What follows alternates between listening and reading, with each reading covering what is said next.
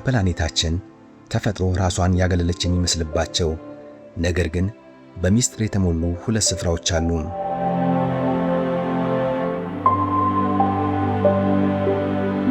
አንዱ በደቡብ አሜሪካ ምዕራባዊ ጠርዝ ላይ በአንዴስ ተራሮች የታቀፈውና ፍጹም ዝምታ የሰፈነበት የቺሊው አታካማ በረሃ ነው። ሁለተኛው ደግሞ በምስራቅ አፍሪካ ማህፀን ውስጥ ከባህር ጠለል በታች እሳት የሚተፋው የኢትዮጵያው ዳሎል።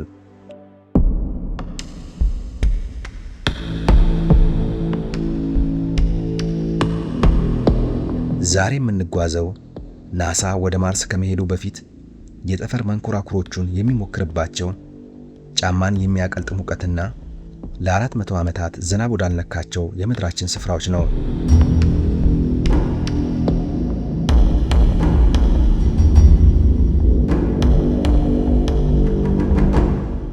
የምድራችን ዝቅተኛ ስፍራ የሆነው የኢትዮጵያው ዳሎል በከፍተኛ ሙቀቱ ዓለምን ሲያስደንቅ፣ አታካማ ደግሞ በሰው ልጅ ታሪክ ታይቶ በማይታወቅ ድርቀቱ የሰውን ጽናት ይፈትናል። አንዱ የእሳት እቶን፣ ሌላኛው የዝምታ ማህደር።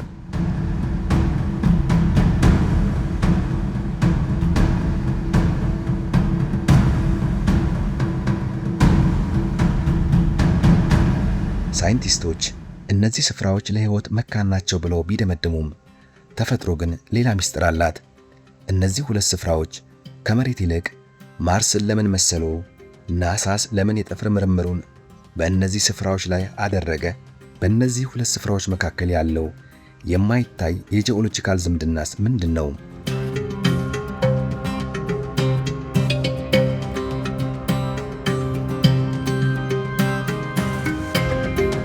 ከኢትዮጵያው የእሳት ባህር እስከ ቺሊው ፍጹም ድርቀት የሰው ልጅን ጽናትና የተፈጥሮ ድንቅ ሥራ የምንመለከትበት ታላቅ ጉዟችን አሁን ይጀምራል።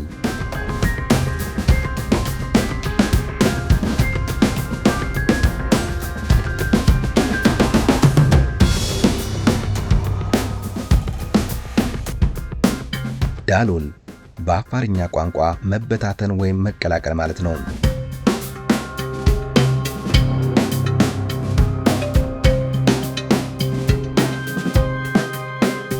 ከባህር ጠለል በታች በ125 ሜትር ጥልቀት ላይ የሚገኘው ይህ ስፍራ ከፍተኛው ዓመታዊ አማካይ ሙቀት የሚመዘገብበት የምድራችን ዝቅተኛው ስፍራ ነው።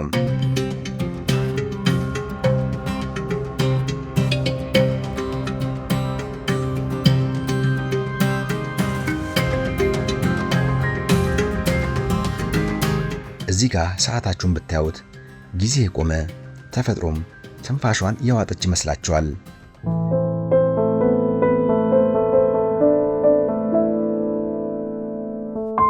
ነገር ግን ይህ ዝምታ ለዓይን ብቻ ነው። ከምድሩ በታች ታላቅና አስፈሪ ጦርነት እየተካሄደ ነው።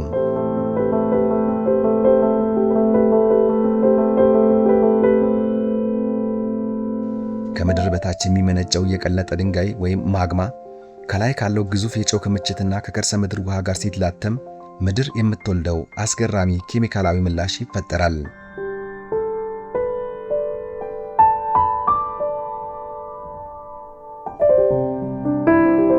እነዚህ ቀለማት የሰዓሊ ብሩሽ ውጤቶች አይደሉም። ደማቅ ቢጫው የሰልፈር ክምችት፣ አረንጓዴው የብረት ኦክሳይድ፣ ቀይና ቡናማው ደግሞ የፖታሽ ውህዶች ናቸው። ዳሎል በየቀኑ መልኩን ይቀያየራል። ዛሬ ያያችሁት ነገ ላይኖር ይችላል።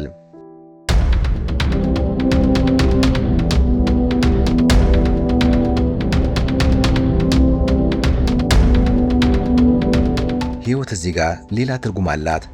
ሳይንቲስቶች ፖሊ ኤክስትሪሞፋይል የሚባሉ ጥቃቅን ነፍሳት በዚህ እጅግ አሲዳማና በሚፈላ ውሃ ውስጥ እንደሚኖሩ አረጋግጠዋል። ዳሎል ለጥቃቅን ነፍሳት ገነት፣ ለትላልቅ ፍጥረታት ግን እንዲኖሩ የማይፈቅድ ጨካኝ ሲኦል ነው።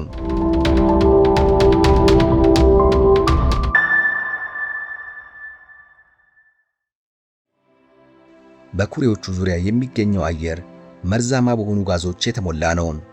በላይ ሲበሩ በድንገት ተገድለው የሚወድቁ አዕዋፋት የዚህ ስፍራ ገዳይነት ምስክሮች ናቸው።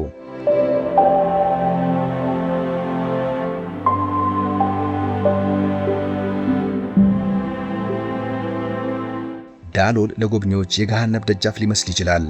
ለአፋር ሕዝብ ግን የሺህ ዓመታት ኩሩ አድራሻው ነው። ሕዝቡ ፀሐዩን ታግሎ ንፋሱን ለምዶ በ50 ዲግሪ ሴልሺየስ እሳት ውስጥ ከዳሎል ጋር ቃል ኪዳን አስሯል።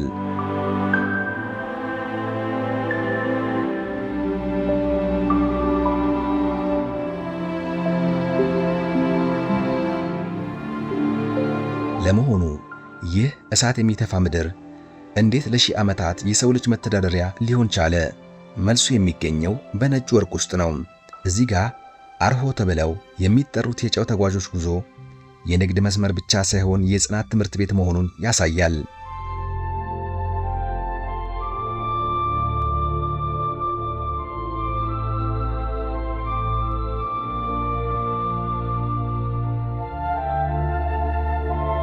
አሁን ደግሞ ከዳሎል እቶን ተነስተን ወደ ደቡብ አሜሪካ ወደ ቺሊ እንሻገር፣ ወደ አታካማ በረሃ።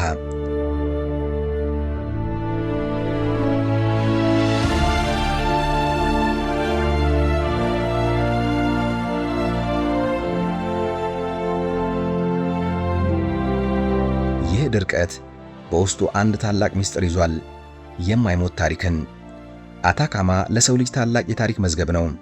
ከሺህ ዓመታት በፊት አታካሜኞች የሚባሉ ጥንታውያን ጎሳዎች በዚህ በረሃ ውስጥ ከተማ መስርተው ይኖሩ እንደነበር የታሪክ መዝገባቸው ይናገራል።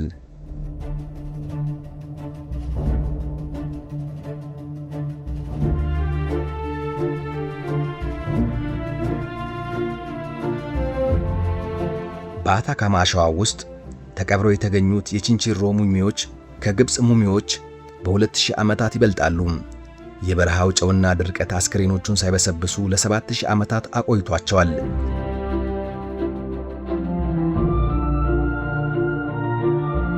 እዚህ ጋር ሞት እንኳን ታሪክን ከመጠበቅ አያግደውም።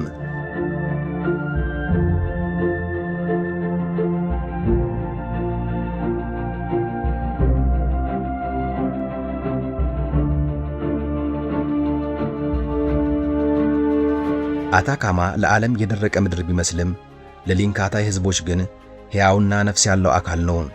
እነዚህ ሕዝቦች ለዘመናት የበረሃውን መኖር ሳይሆን በረሃውን ማነጋገር ጥበባቸው ነው።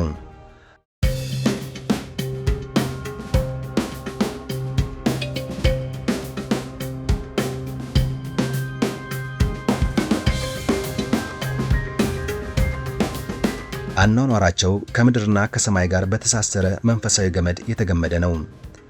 በአታካማ ማህበረሰብ ዘንድ ትልቁ እሴት ፓቻማማ ወይም እናት ምድር ናት። ማንኛውንም ሥራ ከመጀመራቸው በፊት ውሃ ከመቅዳት እስከ ዘር መዝራት ለእናት ምድር ምስጋና ያቀርባሉ። ታጎአላ ቴራ በተሰኘው ባህላዊ ሥርዓታቸው የኮባ ቅጠልና መጠጦችን ለምድር በመስጠት በረከትን ይለምናሉ።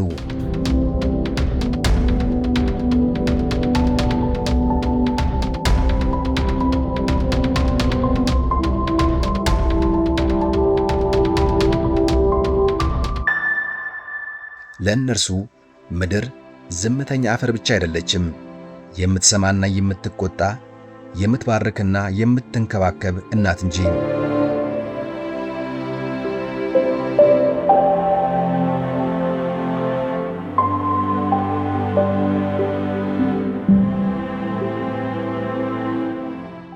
ሌላው አስደናቂ እሴታቸው አይሉ የተሰኘው የማህበረሰብ አንድነት ነው። በአታካማ ውሃ እንደ ወርቅ ነው።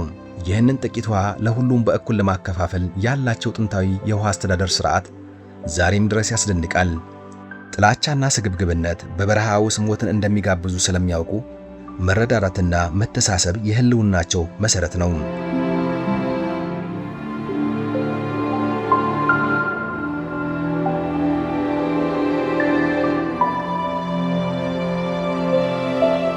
ጥበባቸውም ይደንቃል። ካማንቻካ የተባለውን ጭጋግ በመረብ ጠልፈው ውሃን ሲፈጥሩ ያንን ውሃ ለማባከን አይቃጡም። እያንዳንዱ ጠብታ የጸሎታቸው ውጤት እንደሆነ ያምናሉ። እንዲሁም በእርከን ሥራ በደረቅ ተራሮች ላይ የሚዘሯቸው ጥንታዊ ሰብሎች ለሺህ ዓመታት የአመጋገብ ሥርዓታቸው ሳይዛባ እንዲቆይ አድርጓቸዋል።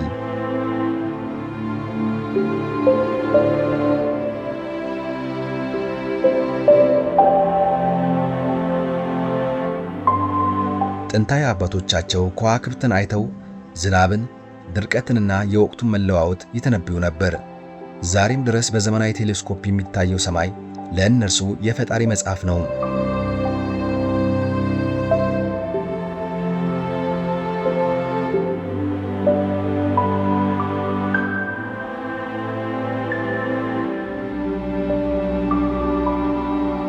ይህ በረሃ በጨው ሜዳዎች፣ በነጭ አሸዋ ሸለቆችና በፈላ ምንጮች የተሞላ ነው።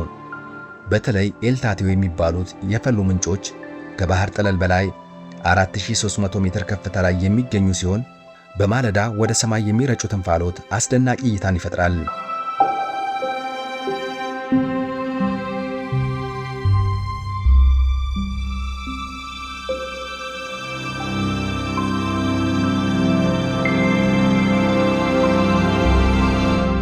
መሬቱ በማዕድናት የበለጸገ በመሆኑ ቀለሙ ከግራጫ ወደ ደማቅ ቀይና ብርቱካናማ ይቀየራል። አታካማ መሬት ሳይሆን ሌላ ፕላኔት ላይ ያለን ስሜት ይፈጥራል።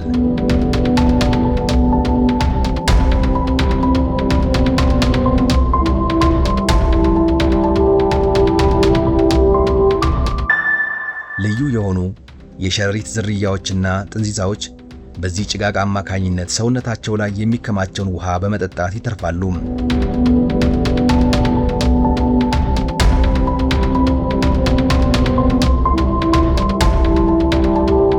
በአታካማ የጨው ሐይቆች ውስጥ ደግሞ አስገራሚው ትዕይንት ይታያል።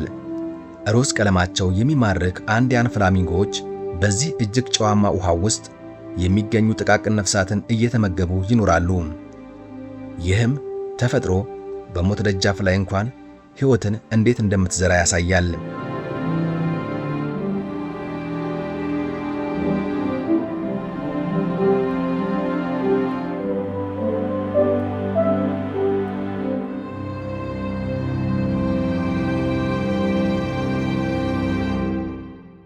ምድሩ ለሕይወት መካን ቢሆንም ሰማዩ ግን የሰው ልጅ ወደ ጥልቁ ውኃ የሚመለከትበት የምድር ዓይን ነው። አየሩ ፍጹም ንጹሕና ደረቅ በመሆኑ የሰው ልጅ ኮከቦችንና ሩቅ ጋላክሲዎችን ለማደን የሚጠቀምባቸው ግዙፍ ቴሌስኮፖች እዚህ ይገኛሉ።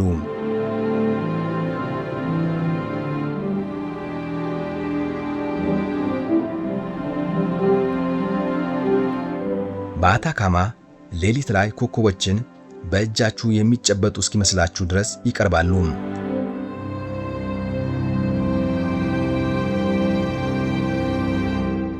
ከመሬት በታች ካለው ጥንታዊ ታሪክ እስከ ሰማዩ የከዋክብት ምስጢር አታካማ የዝምታ ማደር ብቻ ሳይሆን የሰው ልጅ ስለ አፈጣጠሩ የሚመራመርበት ታላቅ ቤተ ሙከራ ነው።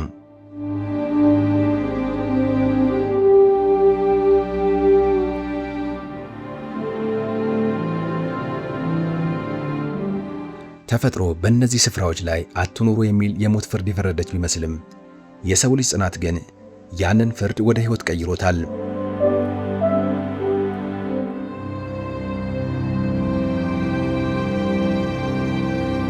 በዳሎል እሳታማ ሙቀት ውስጥ የሚሰማው ብቸኛው ዜማ የብረትና የጨው መጋጨት ነው።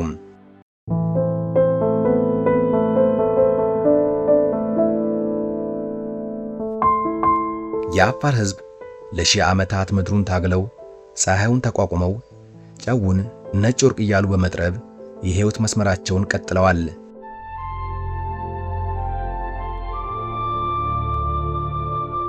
እዚህ ጋር ጨው ንግድ ብቻ አይደለም፣ የሰው ልጅ በተፈጥሮ ላይ ያስመዘገቡ ድል እንጂ።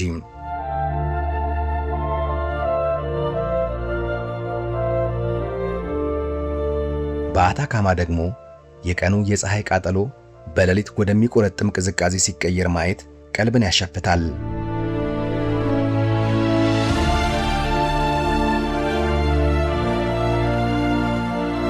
እነዚህ ሁለት ስፍራዎች ተፈጥሮ በቁጣዋም ሆነ በዝምታዋ ምን ያህል ታላቅ መሆኗን የምታሳይባቸው የምድራችን መስታወቶች ናቸው።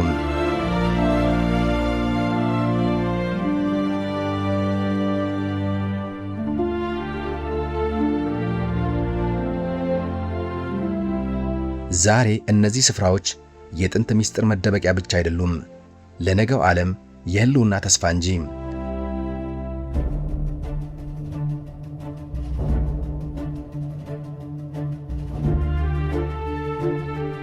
በአታካማ ድንጋያማ መሬት ውስጥ ለኤሌክትሪክ መኪናዎችና ለቴክኖሎጂ ዘመን ነዳጅ የሆነው ሊቲየም ይገኛል። በዳሎል የቀለማት ስብጥር ስር ደግሞ ለዓለም እርሻና ለምግብ ዋስትና ወሳኝ የሆነው የፖታሽ ክምችት ተገኝቷል።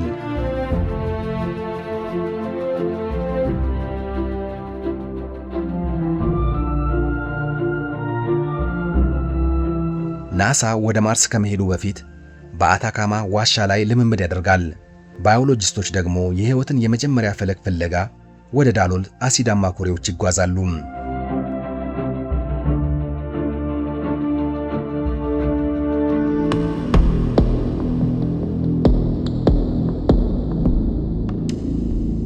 ይህንን ታምር ለማየት የሚመጡ ቱሪስቶችም የማይረሳ ትዝታን በእነዚህ ስፍራዎች ጥለው ያልፋሉ።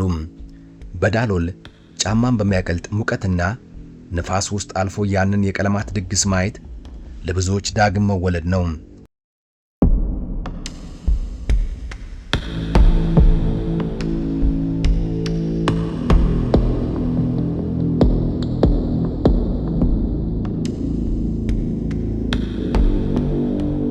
ይህንን ድንቅ ዓለም ለመጎብኘት ተፈጥሮ በሯን የምትከፍትላችሁ ዳሎልን ለመጎብኘት ከጥቅምት እስከ የካቲት ባለው ወቅት ነው። አታካማን ደግሞ ከሴፕቴምበር እስከ ማርች ያለው ወቅት የተመረጠ ነው። በእነዚህ ጊዜያት ተፈጥሮ ቁጣዋን አብርዳ ሚስጥሯን ለዓለም ትገልጣለች።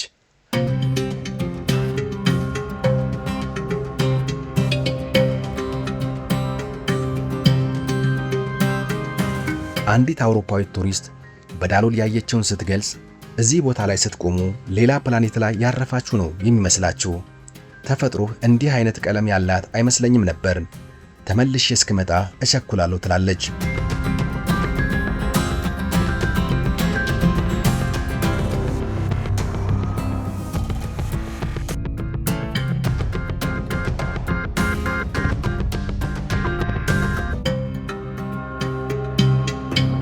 አታካማ ቫሌ ዴላ ሉና ወይም የጨረቃ ሸለቆ ጎብኚዎችን ወደ ሌላ ዓለም ይወስዳቸዋል።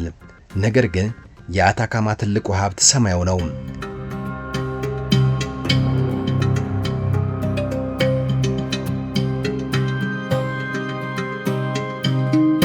አየሩ እጅግ ደረቅና ንጹህ በመሆኑ በዓለም ላይ ከዋክብትን ለማየት ተመራጭ ቦታ ነው። አንድ ጎብኚ እንዲህ ብሏል። በሕይወቴ እንደዚህ ያለ የከዋክብት ክምችት አይቼ አላውቅም። ሰማዩን በእጄ የምነካው መሰለኝ። አታካማ ሰላምን በውስጥ ዘርቶብኛል ሲል ምስክርነቱን ይሰጣል።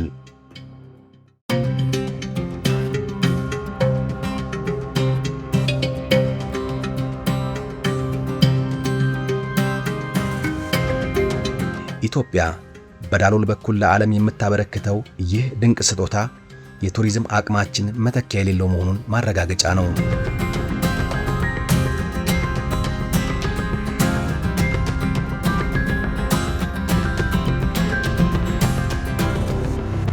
ዳሎልን ማየት ማለት መሬትን መጎብኘት ብቻ ሳይሆን የተፈጥሮን ታላቅ ምስጢር መመርመር ነው። ሀገራችን እንደ ዳሎል ባሉ ከሰው ልጅ አቅም በላይ በሆኑ ድንቆች የተሞላች ናት።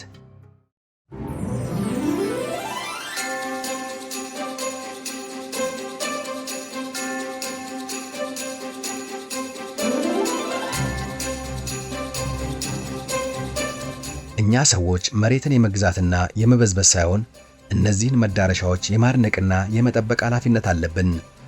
ዳሎልና አታካማ በየቀኑ የሚነግሩን አንድ እውነት አለ። ተፈጥሮን ካከበርካት እሷ በምትሰጠን ተስፋ ዓለምን መለወጥ እንደምንችል።